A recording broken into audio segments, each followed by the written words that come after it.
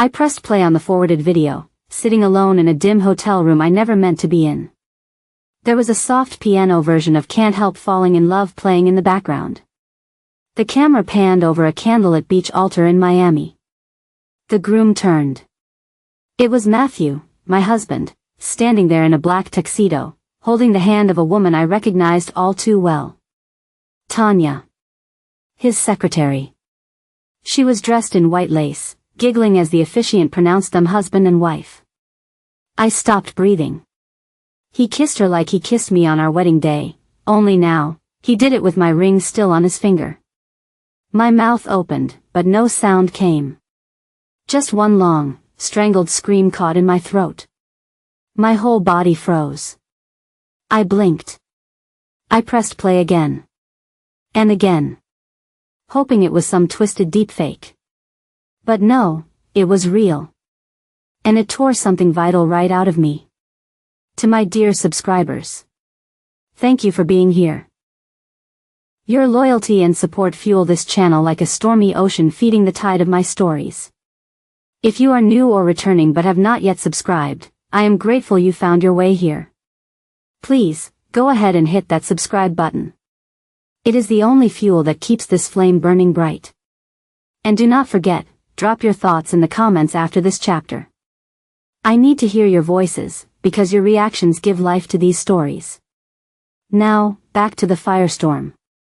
My name is Elena Carter. I am 38 years old, born and raised in Georgia. For 15 years, I was a devoted wife, a suburban homemaker, and the kind of woman who planned backyard barbecues and kissed her husband's forehead before sending him off to work. Matthew Carter was everything to me. He was tall, handsome, charming. A real estate mogul with a smile that made investors throw money like confetti. We had a house in Brookhaven, a second home near Lake Lanier, and a daughter who thought her father hung the stars. We were the picture-perfect couple. Until the picture ripped itself apart. The day I saw that video, I was in Atlanta for a weekend away with my cousin Jessica. She had just gone to get us cocktails when I opened the text. No name. Just a Miami number and a link with the caption. Your husband's new bride is stunning. Congratulations. At first, I thought it was a scam. But there he was.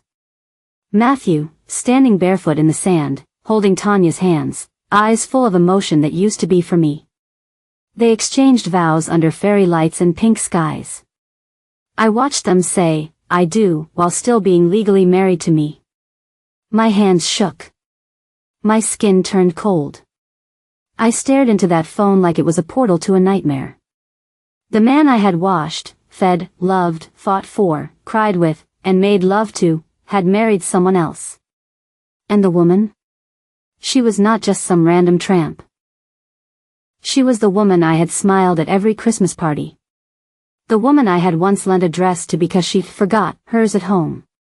The woman who used to call me ma'am in that sweet southern drawl. She was now Mrs. Carter. And I was nothing. I stumbled to the bathroom and threw up. Then I cried. But not the kind of cry you do when your heart breaks.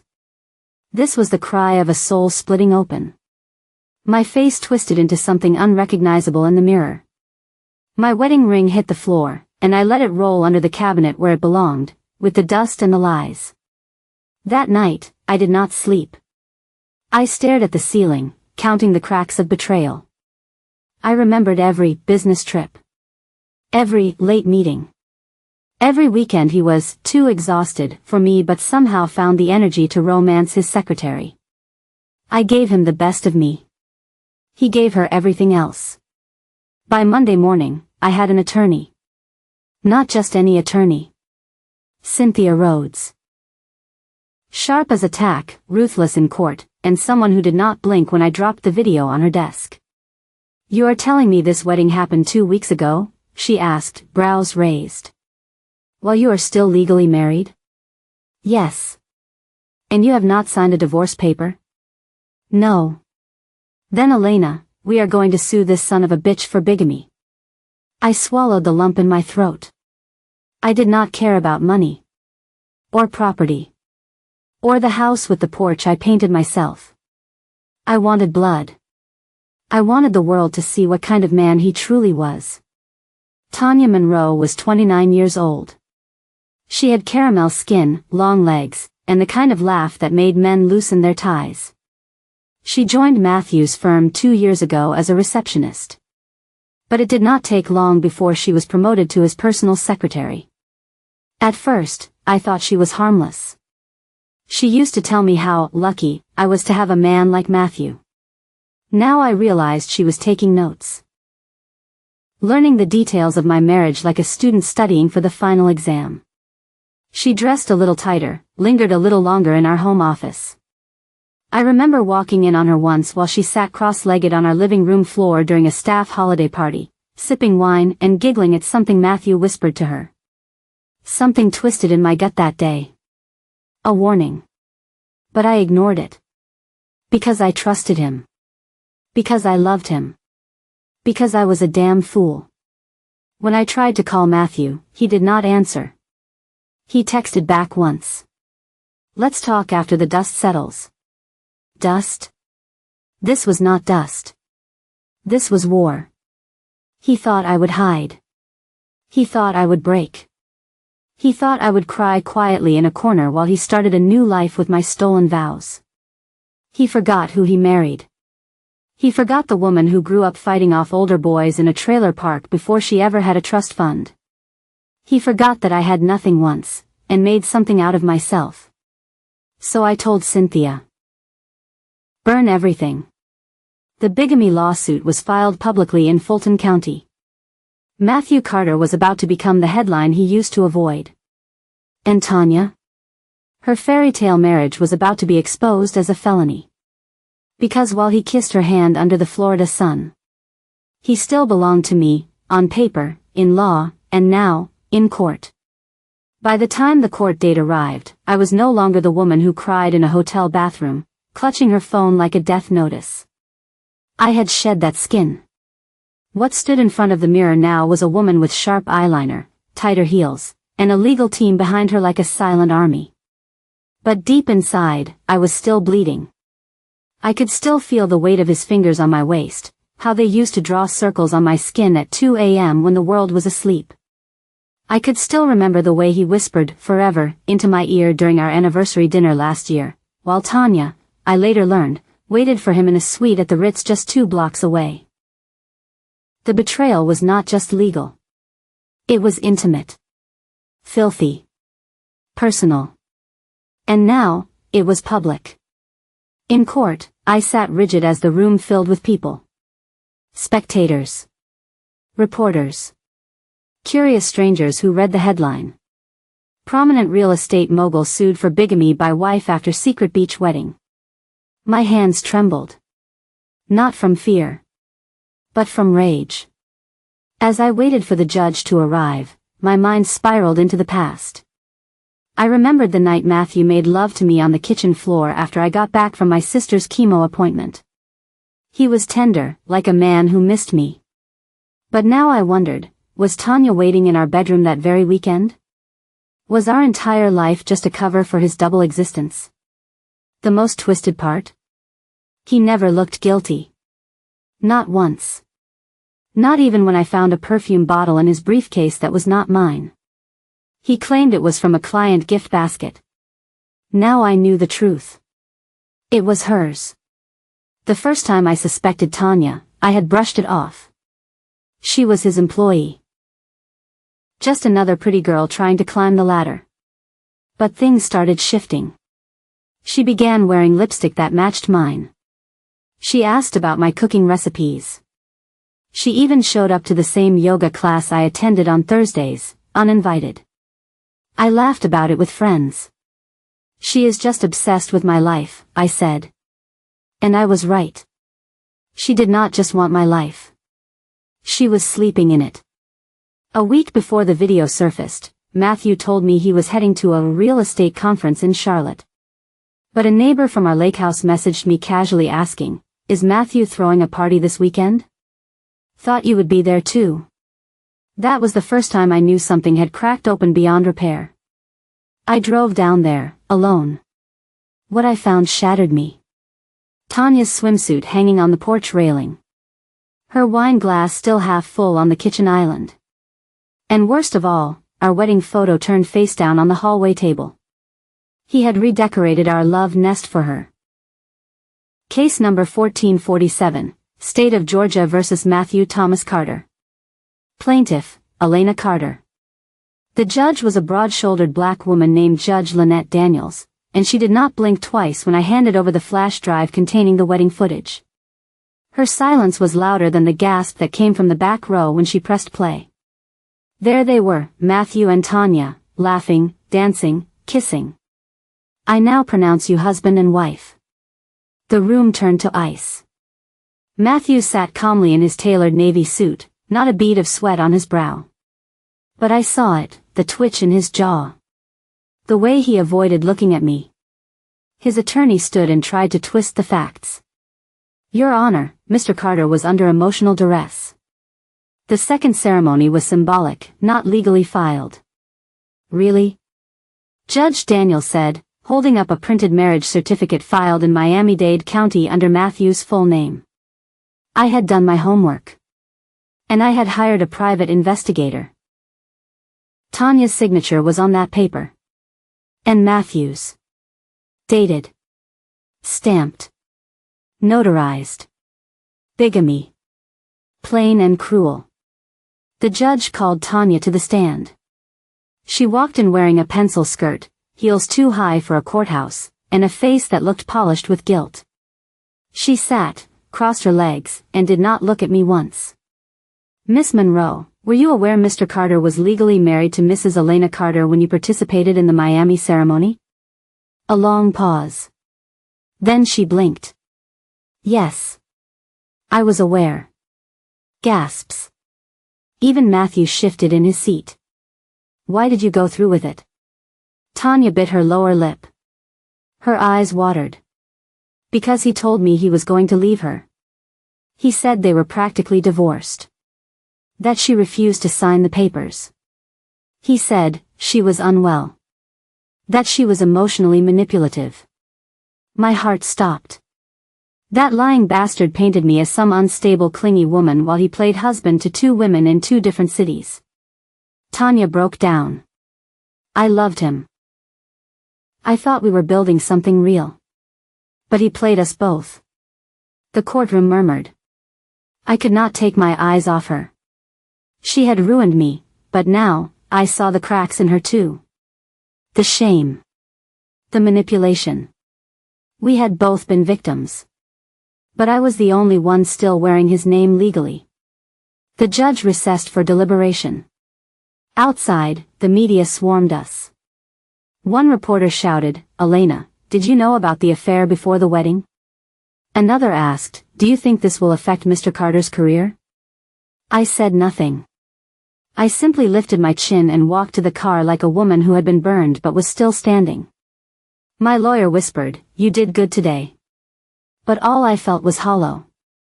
That night, I lay in bed with my arms crossed over my chest like armor. I used to share this body with a man I thought loved me. Now, it felt like contaminated ground. Every kiss he gave me had another woman's name behind it. Every I love you he whispered had two mouths behind it. But soon, the world would know. The marriage, the affair, the lies, all of it. And in just a few days, I would find out that Tanya was hiding more than just a wedding dress. When the courtroom reconvened, I could feel the shift in the air. No one looked at me like the fragile wife anymore. Not the reporters. Not the judge. Not even Matthew. I was not the woman crying in shadows now, I was the woman standing in the light, dragging every filthy secret out of the darkness. As the gavel slammed and the crowd fell silent, Judge Daniels leaned forward, fingers laced beneath her chin. The room held its breath as she delivered the words I had been waiting for. After reviewing the evidence submitted to this court, including certified documentation of a second marriage while the defendant was still legally married, the court hereby finds Matthew Thomas Carter guilty of bigamy. The room gasped. Tanya's mouth fell open. Matthew's knuckles turned white. The judge continued, "This is a serious offense.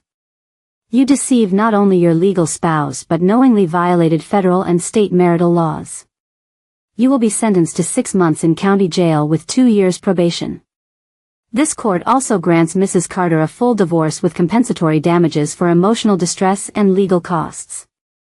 I did not cry. Not in public. Not for him. Instead, I smiled. Because that sentence, short as it may have been, was public.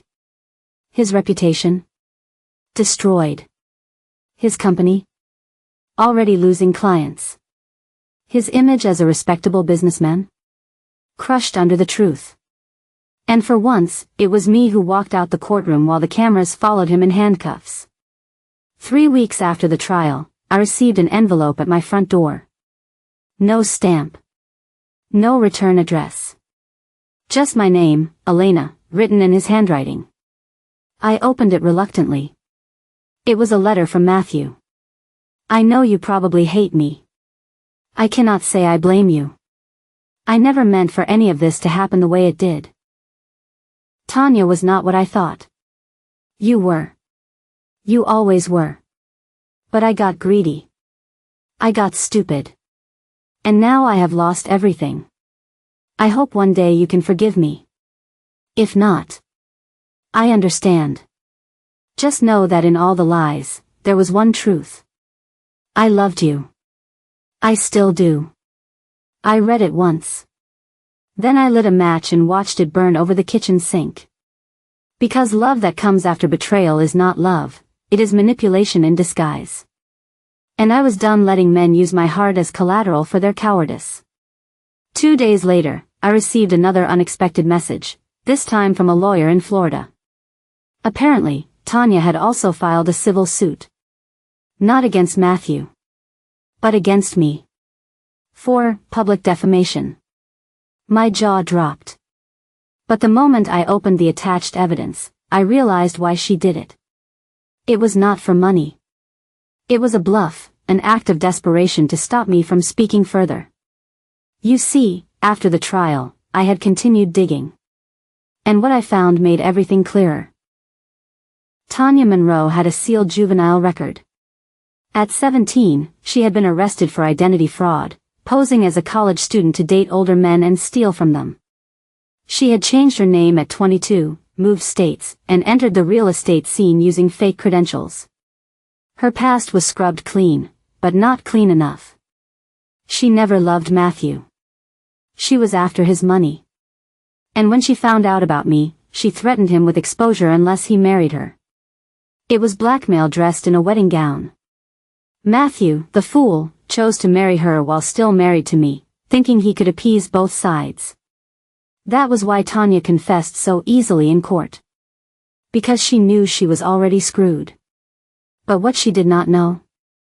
I had connections too.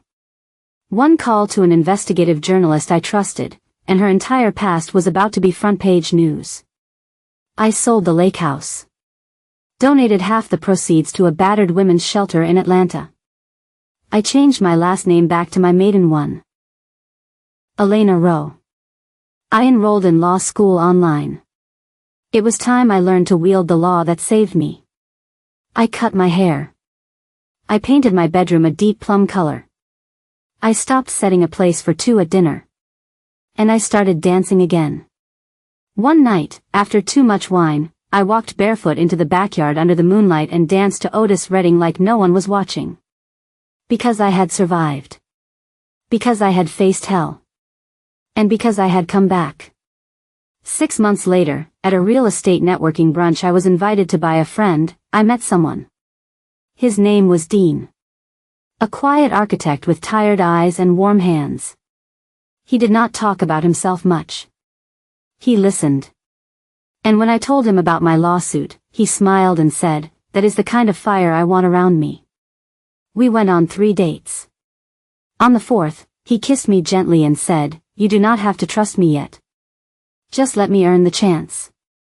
He never asked for more than I could give. And that felt right.